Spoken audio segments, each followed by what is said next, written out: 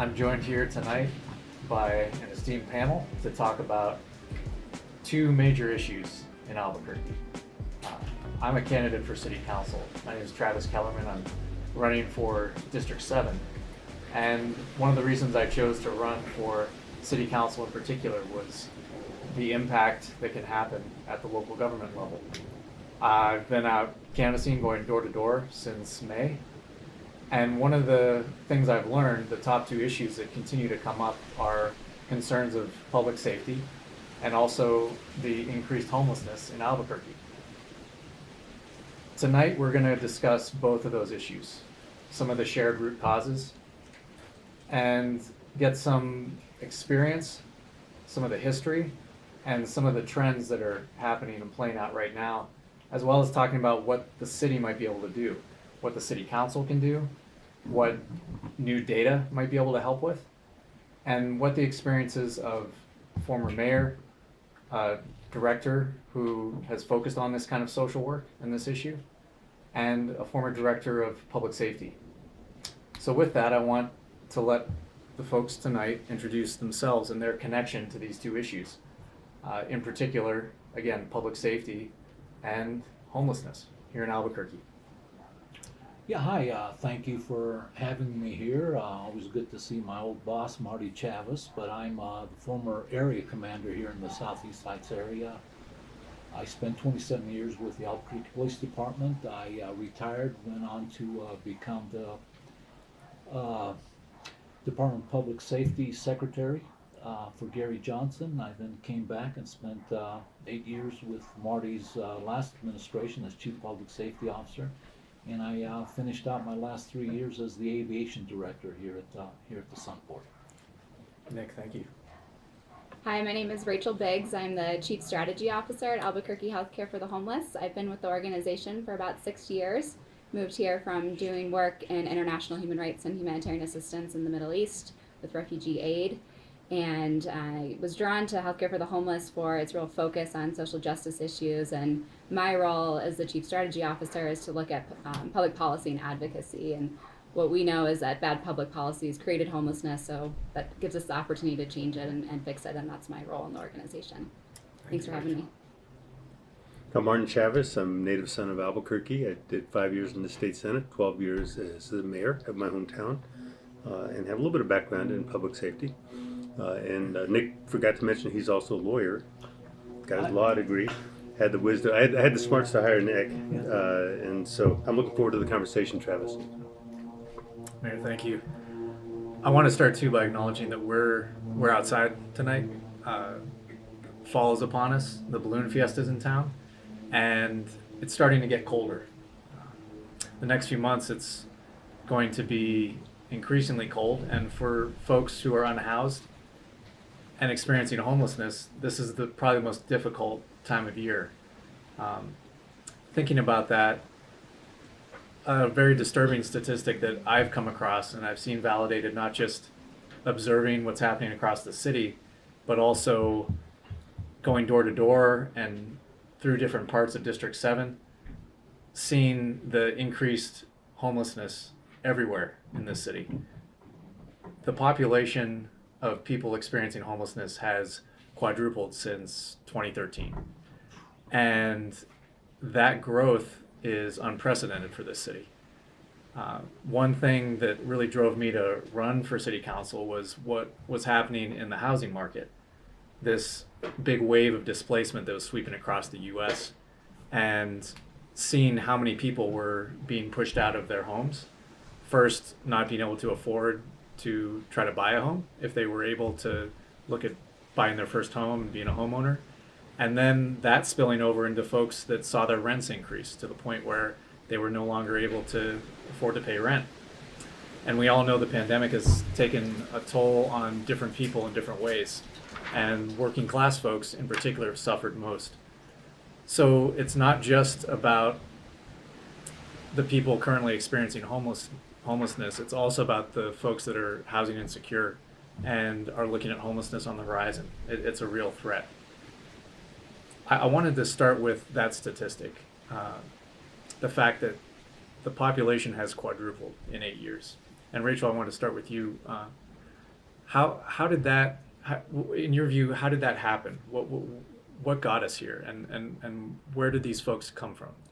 Well, I'm glad that you started this with talking about housing prices, because that is essentially the reason that people become homeless.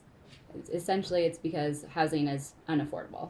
And as housing prices increase, we're going to see an increase in people experiencing homelessness in our community. So it really isn't a surprise to us that homelessness has increased, because we are watching those prices increase in the housing market right now.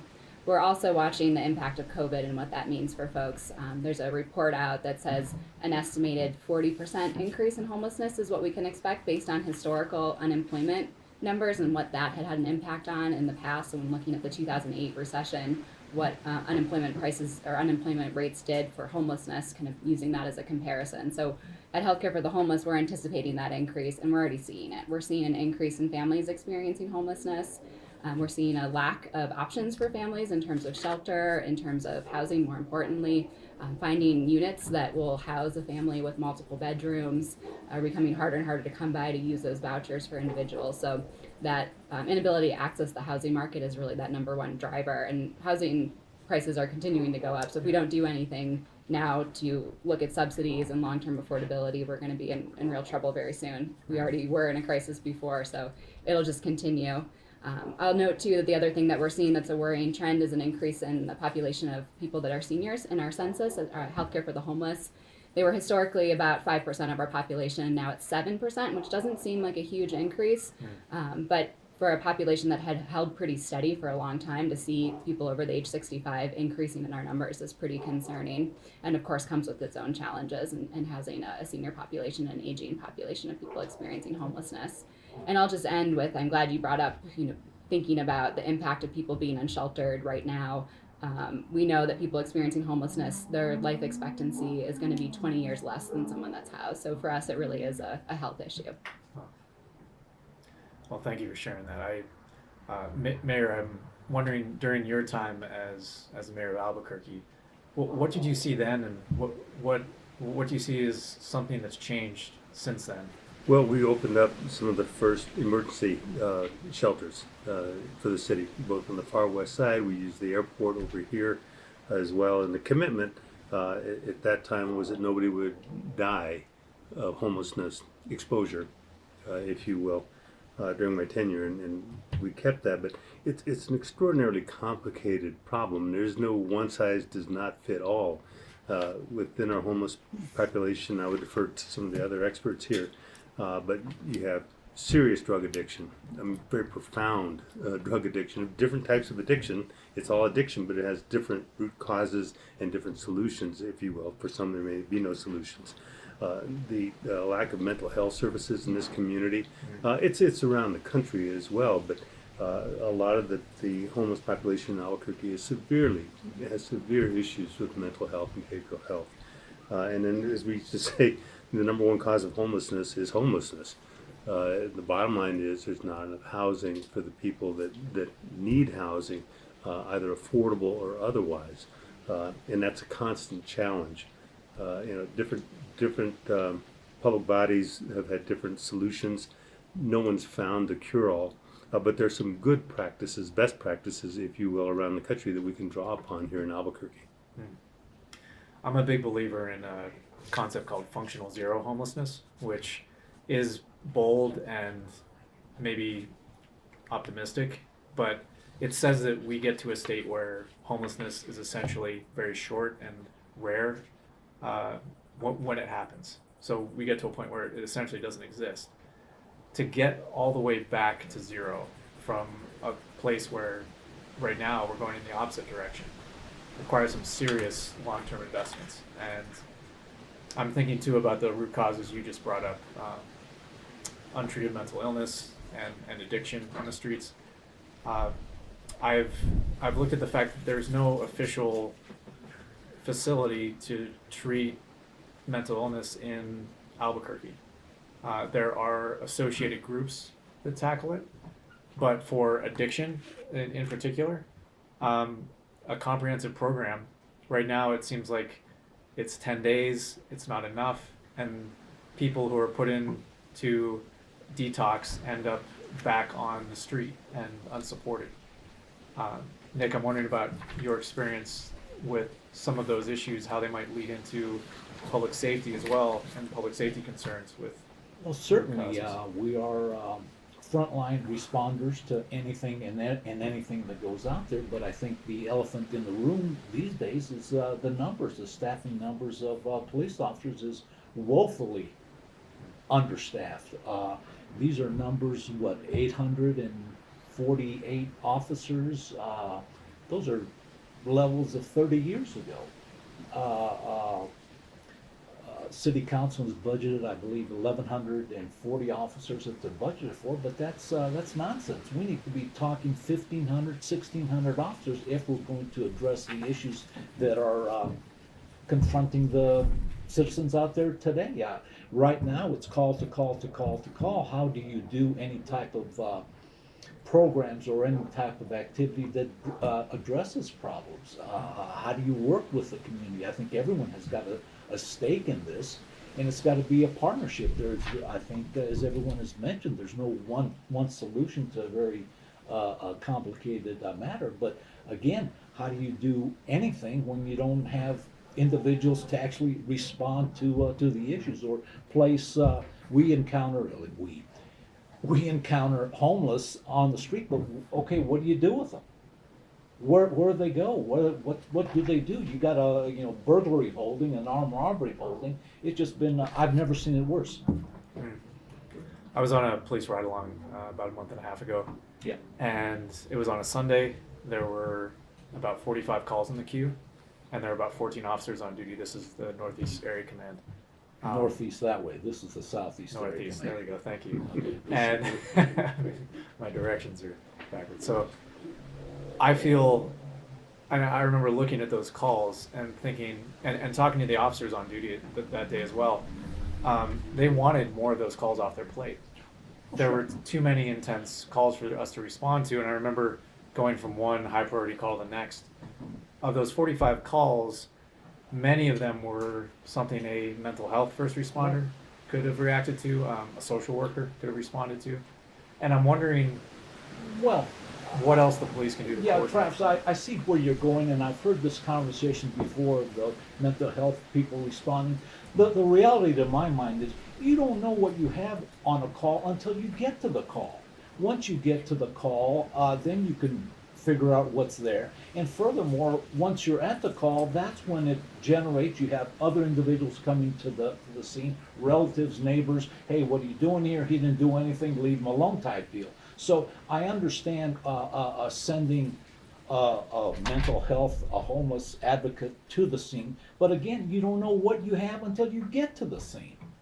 And all these issues we have here, I hear a lot of federal folks responding in various ways, but what we must realize is that law enforcement, 911 does not ring in the office of the FBI or Secret Service. Law enforcement is a local issue. 911 rings in the offices here at the city or the county, and it's our young men and women that respond to the unknown, headlong, unknown, uncertain situations. And they're going from call to call to call. How do you do anything when you really can't keep up with the volume of calls?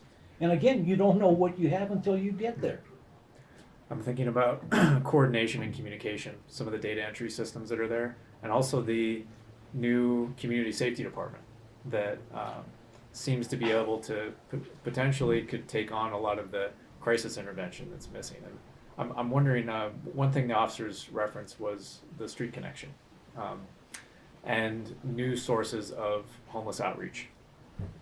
New teams that could deal with that. And Rachel, I'm wondering what your experience is with some of those referrals, some of that outreach and engagement, as opposed to what you see with your work and some of the, say, non-city groups that are working on it. Right. At Healthcare for the Homeless, we've been doing street outreach since 1985. So it's really core to our model, and it's how we deliver all of our services, recognizing that people might not be able to come to our facility, to our health center for services, so we have to bring services to them. And so we do a lot of coordination with APD and with Coast and with the crisis intervention teams and AFR and now with the community safety department. And we're lucky to have ABQ Street Connect and Hope Works now. So there's more and more outreach teams, and we keep saying, that's great. More people doing outreach is a really good thing. We need to coordinate that. And I think this question of who responds to an incident is a really important one. What are their credentials? What are their training? What's their background?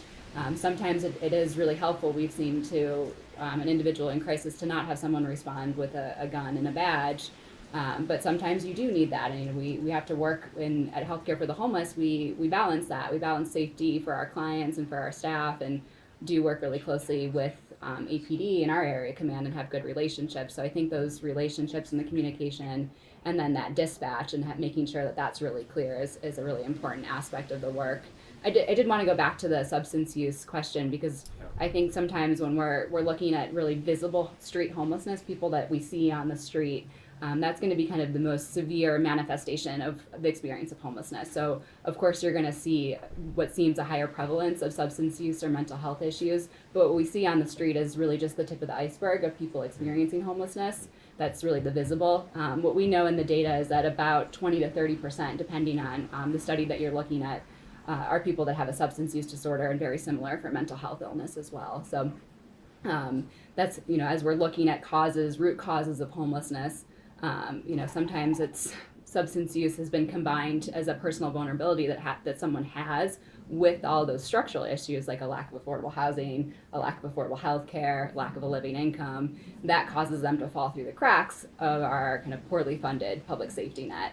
And then sometimes people end up on the streets and then end up in substance use disorder, and it's much, much harder, as you can imagine, to recover from any kind of illness, mental illness, substance use illness, while you're on the street and you don't have a home. So when we're talking about resources, really the first step is getting people into stable housing, and that's why the housing first model is so effective, and getting people housed first and foremost, and then addressing any kind of issues that they have with wraparound services to keep them housed. And it's proven very successful here and around the country, and we're pretty lucky to have the Heading Home study that has shown the effectiveness of those outcomes.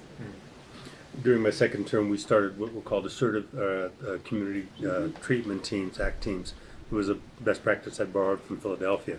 And the notion is, and Rachel probably can confirm this, that is, you can open up your shop, open your door. Not everyone's going to walk through it for a variety of reasons, whether it's mental illness, drug addiction, you name it. They may not just go there, so you have to go to them. And so we had multidisciplinary teams that would go out. Somebody's a healthcare professional, mental health professional, public safety aides, mostly not APD officers. But so you had multidiscipline that could go out and actually engage them. Now, that was controversial because some people would say, well, these people are not breaking the law, they're just on the street, that's okay. But we thought it was good to approach them, try to get some sort of assessment of what their problem was, and then refer for treatment.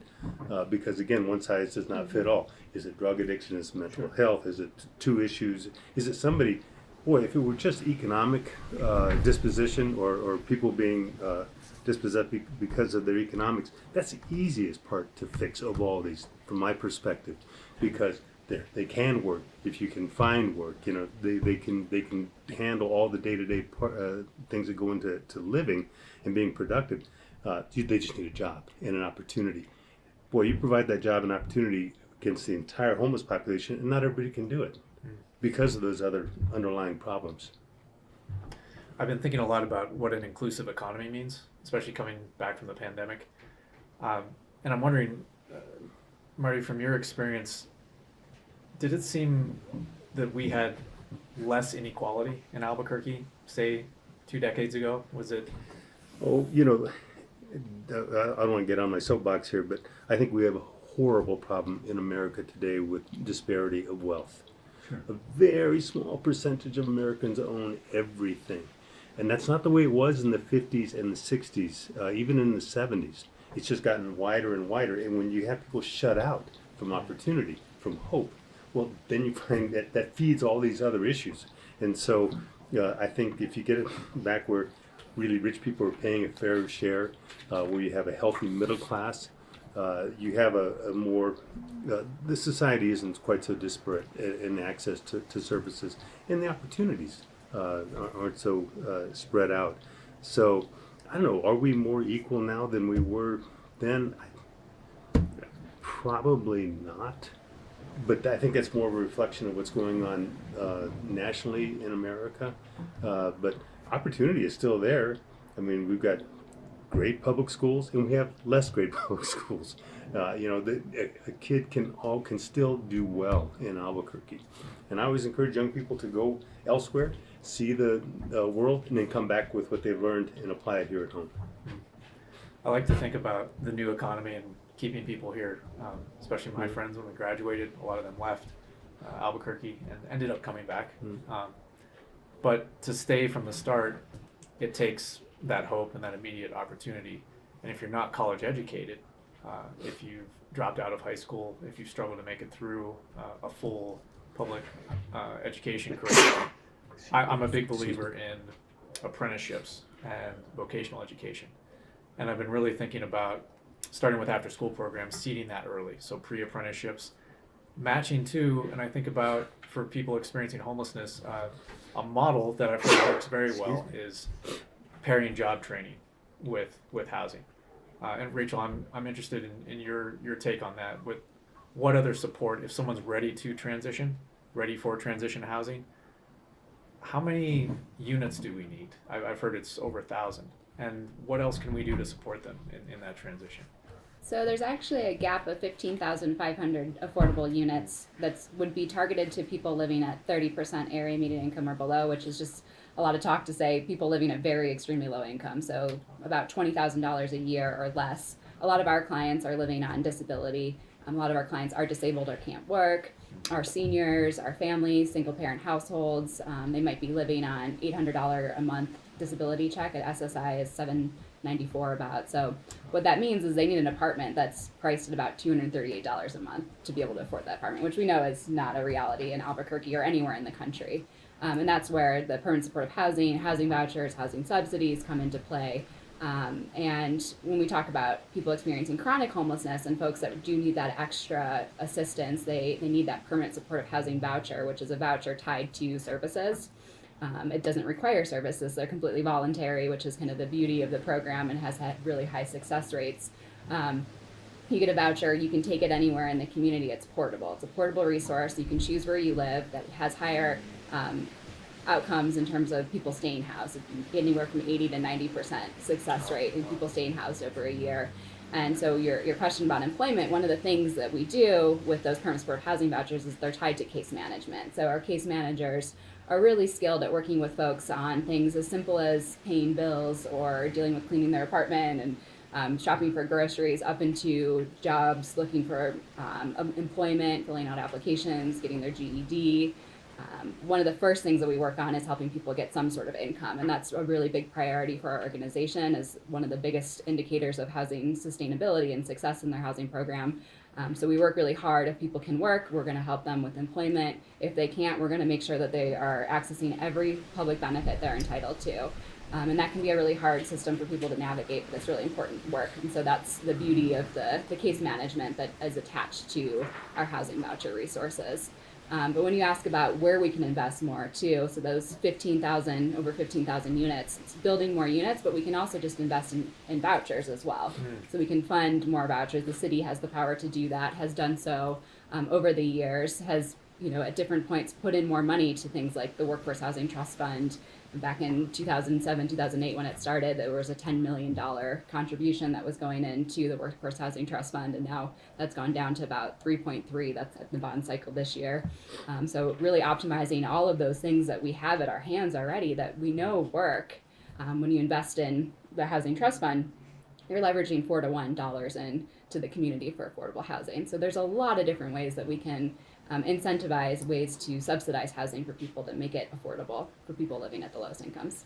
There was one statistic or just observation I learned this past weekend that folks with vouchers, there's about 100 people in Albuquerque right now who have vouchers, and they've been waiting over 90 days to actually find housing using those vouchers. I don't want to make too big a leap as a segue here, but I feel like there's something to be said for how does that coordination happen when the organizations who are receiving grants to help with homelessness and people achieve housing are overwhelmed or can't match that or lose track of people on the streets and in the community. And I'm wondering, Nick, from your experience, something that's core to my belief in local government, my philosophy, you might say, is using data, tracking, and really holding ourselves accountable for moving numbers, setting metrics, but also where does that data come from? Who's collecting it? How do we improve that flow? And I'm wondering from your experience, just call it public safety officers or first responders. Something I noticed on that ride along too was a lot of focus on, and these are police officers, but what had gone wrong or what had happened in the incident, as opposed to, or in addition, something that might be added would be, what do these individuals need? I'm wondering what you saw during your experience coordinating public safety. Was that ever a focus, and do you think that could be? Well, public safety in general is an ever-evolving situation. Police departments change continuously. The demands of today are different than the demands of 10, 15 years ago. The situation is different. Quite frankly, the Southeast substation, I don't know that you could do what we did back then. We had a great relationship with APS. We were right across the street from Van Buren Middle School. So my middle school. All right. So if you had an issue with a student, they simply walked across the street. We accommodated with APS counselors, with police officers, teachers. The student was very little impacted. On the classroom day, you simply walked across the street. We had the meeting, we had the counselors. The student was back in class within the hour. So again, it was this relationship that we have to build. It's this frustration that everyone feels out there with the homelessness issue, the crime issues. I think, to my mind, how does that frustration get directed toward some problem solving? I think we have a lot of resources. I'm a bit biased. I'm a refugee to this country. I have a green card. I'm a naturalized citizen. This is the greatest country in the world. But to say we can't do better, I think we can do better, and we should do better. I think the resources are there if we put our energies towards doing that. I fully agree with Marty that the income gap is very significant, but the opportunities, this is the greatest country in the world. I'll go to my grave saying that. I know, I grew up in a refugee camp. I remember food lines. This is a wonderful place. And can we improve? Yes, we can improve, but I think we got a wealth of ability, a wealth of resources. Let's use them. Let's do better. And Nick mentioned something about getting the facts and then employing them, and that's what you're talking about, Travis, is data. 311, and it's been allowed to fall into disrepair. Yes. Was originally a data capture device. Yes. Yeah. How long does it take to respond to a call? When they make a call, there's graffiti. How long does it take to dispatch somebody to go clean it? It helps you improve city services. There's no shortage of data.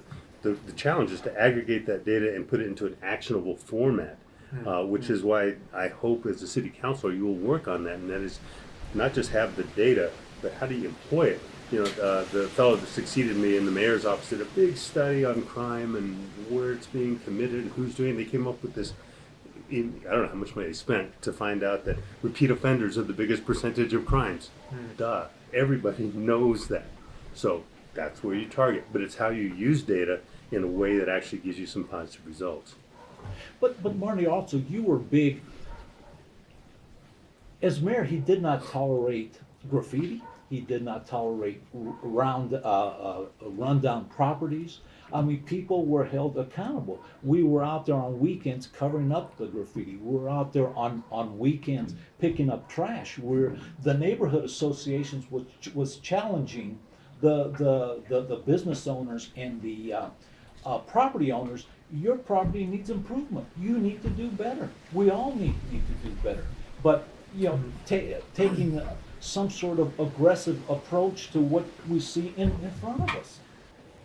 Rachel, I want to start with you and then also ask you, Nick, Mayor, what we can do to have a comprehensive effort to meet this metric, to measure progress in that way. So how do we get to a point, and what data do we need? What's missing to move the numbers in the right direction, getting more people housed? It's a great question. when we look at data, I think one of the first places that I always start is that I wish more systems were collecting housing status. So when we're talking to hospital systems, or we're looking at death review information, our Office of the Medical Investigator, if we could have more systems collecting housing status and asking if people are housed or not, that would give us a lot more data to be able to bring in these systems together. I think sometimes we have to look at proxy data. We're looking at some other indicators to try to get at if that person was experiencing homelessness, and so that would go a long way in bringing some of these big disparate systems together. And then when I think about how do we measure success and where are we putting our dollars, I think what we need at the city level too is a real understanding of kind of the cross-cut budget analysis of where are city dollars being spent, where are we leveraging in federal dollars, where are federal dollars being left on the table. I think we've had a great opportunity with COVID, with federal stimulus dollars coming into our city and our state, and we're doing a pretty good job of leveraging those dollars, but what about moving forward? Where are the opportunities? Can we push the envelope more? And where is that unmet need, and where does that sit? So when we look at the Urban Institute study, some of the numbers I've been referencing, going a step deeper and looking at the subpopulations of people experiencing homelessness, and where do we target, for people living with disabilities? How do we know how many people, we think it's probably not a huge amount of the population of people that can't live without supportive services. There's people that just need a voucher, and you just need a voucher and that subsidy, and you can end your homelessness. Some people need a higher level of support, but what are the numbers in terms of where we're targeting our resources? And I think we know what ends homelessness. We know when we're successful, we can report out on how many people we've housed at our agency or at the city or at the continuum of care level. But where are those dollars going, and where can we be investing more money to make sure that we're actually making a difference and ending homelessness long term? I really appreciate the connecting what we're spending to the results, especially thinking about, as you mentioned, the federal money that's coming in. It's almost a once in a generation opportunity right now. Mm-hmm. A lot of that's earmarked or even said blatantly to be for human and social infrastructure. We have that need, absolutely. And I feel like there's something to be said here for measuring that and coming together, our public safety department and our public safety workforce, the officers on the front line, from all these different departments, having that coordinated mindset, sort of a reset. Absolutely. Starts with maybe the academies, but also with incident reports and what's being entered in the data systems, what they're measured against. There's been a lot of focus on constitutionality in policing. I'm thinking beyond that, how do we also have a focus on addressing community needs and the sort of the longer term vision? Did you, when you were running, you were the public safety director at one point, yes. And when you were in charge of that entire broad topic, what metrics did you look at for community health and community sustainability and progress there? Well, we met weekly with all the resources within the city, the social service groups. We met with our federal partners, our state partners, to say how can you help us collectively with the issues of the homelessness, with the issues of frankly, a street cop doesn't want to deal with a homeless individual. What a street cop wants to know is, okay, I got this individual, where do I take it? They don't know where to take it. At least they didn't. What do you do with the individual? And here again, with respect to our ability to respond to these things, I don't know what the ability is. Actually, this time back in Hurricane Katrina, you talk about a public safety officer. We got a call from FEMA saying there was a C-130 with 300 homeless people coming to your city. We had to eventually house 1,200 at the convention center. But I know I won't speak for Mayor Chavez here, but certainly the challenge was presented to us, and we had the resources.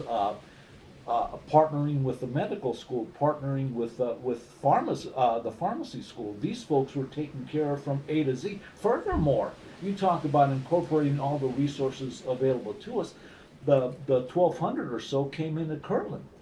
A few of these individuals came in with animals. One individual came in with iguana. We had to bring the animal services folks in there. So it's really a partnership of seeing what resources you have and bringing those resources to bear with the challenge. And like I say, we had to respond within a matter of hours at exactly this particular time when Katrina hit. Frankly, I don't know if we could do that today. I mean, the situation has changed now where public entities, public buildings are hardened because of the terrorism aspect. As I say, the Southeast Area Command used to be where the community was, well, we had potlucks there. We had, you come on in and we'll sit down and chat, we'll show you around, we'll meet the officer. Furthermore, the community would get together with the officer over a cup of coffee and discuss issues. I don't think we can do that anymore. Everything is hardened anymore. How do you assess the community? How do you assess the resources with the environment that we're confronted with today, where you're afraid of terrorism issues? I think one of your first bills ought to be what Rachel just said too, and that is about the data. Because if you can't measure it, you really can't fix it. And so the idea of casting a wider net is spot on. And then you have the data, then you act on it. You're never going to get 100% correct. That's just human nature. But until you know what you're doing, what the facts are, you don't know how to fix it. I do think data used properly, translated properly, presented in a way that's understandable and accessible, it does clarify conversations. It does make it hard to argue against what I would call the rational and what's a practical compassion. So practical in all the ways. It's cost effective, it's budget friendly, it's possible. And if you show the need and you show the impact to everyone in the community when we don't address it, that translation takes some investment. I do believe we need what I would call a data refinery in Albuquerque to make it clear what's needed and are we moving towards this. What are we spending? What are the resources? What are the inventories available to us? Which I think are not clear either. And so a lot of that inefficiency goes away when you create that kind of platform. I wanted to talk too about, and this kind of feeds into the need. There's two big proposals, or there's two projects that have been connected with this effort to reduce homelessness in Albuquerque. And they keep coming up. When I go door to door, folks ask about the Gateway Center, and they bring up the tiny home village. I've got some things to say about both, but I wanted to be brief and then open it up to you again, Rachel, to get your thoughts. I've seen, and it's been described to me that the Gateway Center, which is a former hospital that's been repurposed it's been described as a triage facility. That's ideally what it's for. It's not meant to be a long-term permanent housing for people, but it is a place where you can go and assess needs. The problem is there's not enough transition housing afterwards for folks that are ready for that. There's not enough long-term support for people that need it. And there's not the facilities for that kind of comprehensive, complex mental illness treatment and addiction treatment that's needed as a follow-on. When it comes to the tiny home village, it's very expensive if we were to try to scale the model that's out there right now. And I've looked at other cities where they've used repurposed shipping containers. It's dignified shelter when converted. It looks like any other tiny home, water, power, Wi-Fi, but also adding to that, make it a decentralized approach. So we don't have one central location where we sort of force everyone who we consider to be experiencing homelessness and categorized in a way that's, I think, biased and unfair for them, and forcing them into different parts of the city. There's already encampments and there's already people experiencing homelessness who have created communities elsewhere. So Rachel, I'm wondering about your thoughts on both those. The Gateway Center, what's needed afterwards, and how we might scale a tiny home village, potentially a decentralized model for it. So when we think about addressing immediate needs, I think sometimes we hear tiny homes or encampments and sanctioned encampments, some of these proposals that are really compassionate solutions to an immediate problem. We really advocate for investing in the longer term, investing in permanent housing, and not displacing resources into other models that might not have the data and evidence that holds up against what we know really works, which is permanent housing. And when you're talking about kind of this othering of, keeping people into one area, segregating people into a tiny home village, for example, we really like to look at things as, that housing voucher, that scattered site that you can take anywhere. Your children are in community in one neighborhood. You want to make sure they continue to go to that school. You want to have the choice to be able to use your voucher in that neighborhood, which comes back to some of the issues you brought up about a lack of landlords that are interested in accepting housing vouchers. And that's why when you were saying it was taking people a really long time to find housing, that is exactly what we're finding. We have the resources. Sometimes we have vouchers in hand. If we had a landlord ready to take that voucher, we could have someone in a day, 2 days, really quick process.